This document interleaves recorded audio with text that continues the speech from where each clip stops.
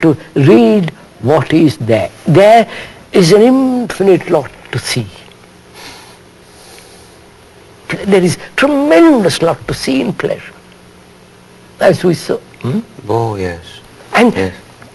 to read it, and to read it you must be watchful, attentive, diligent, care. But we are negligent. The opposite, you follow negligent. We say, yes, what's wrong with pleasure? There's a colloquial remark in our tongue when somebody wishes to secure attention, they will say, "Do you read me?" Yeah. That, of course, has been taken over into technology, into different aspect. But quite apart from what someone would be saying with earphones on in a plane, just common ordinary practice, sometimes a person will say that.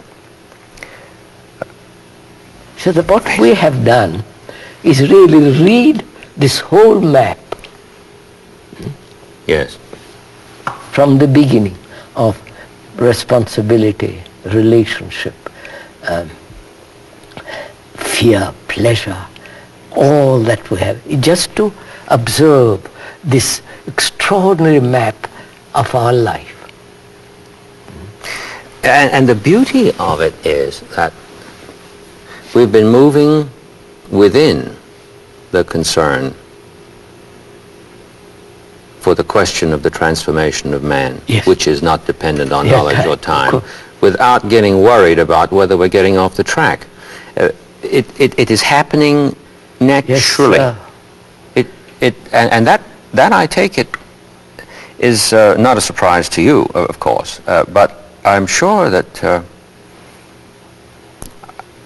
I'm sure it's shocking in terms of... And that's why also, sir, it is right to live with the company of the wise. You know, be with a man who is really wise, not this phony people who are wise, but real wisdom. Not bought him in books, not attending classes where you're taught wisdom. Wisdom is something that comes with self-knowing. Reminds me of a hymn in the Veda that talks about the goddess of speech, who never appears except among friends. Yes. Marvelous. Actually, that means that unless there is the care, the affection that you mentioned, that is continuous, concurrent with attention, there can be nothing but babble. There can babble, which the modern world is encouraging, you see. Yes. Again, which means the superficial pleasures, not enjoyment of. You follow? Superficial pleasures have become the curse. Because and to go behind that is one of the most difficult things for people to do. Because it goes faster and faster. Yeah, that's just it. It goes faster and faster. And that's what is destroying the earth, the air, everything they are destroying. There is a place I go to every year in India, where there is a school. The hills are the oldest hills in the world. What a beautiful thing. Nothing has been changed. No bulldozers, no new houses. It's an old place with the old hills, and amongst there is a school with which I'm connected and so on. And you feel the enormity of time.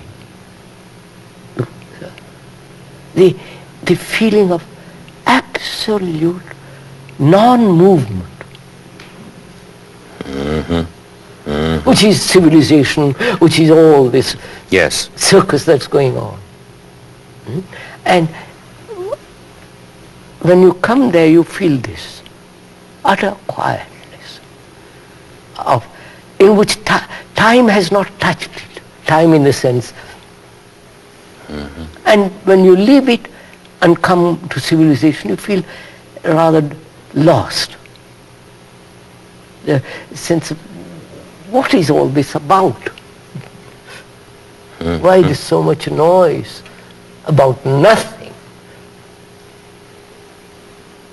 And that's why it is so odd and rather inviting and a great delight to see everything as is, including myself, to see what I am. Not through the eyes of a professor, a psychologist, a guru, a book, just to see what I am and to read what I am. Because all history is in me. You follow? Of course. There's something immensely beautiful about what you've said. Yes. Do you think in the next conversation we have, we could talk about the relation of beauty to what you've said? Yes. Thank you so much.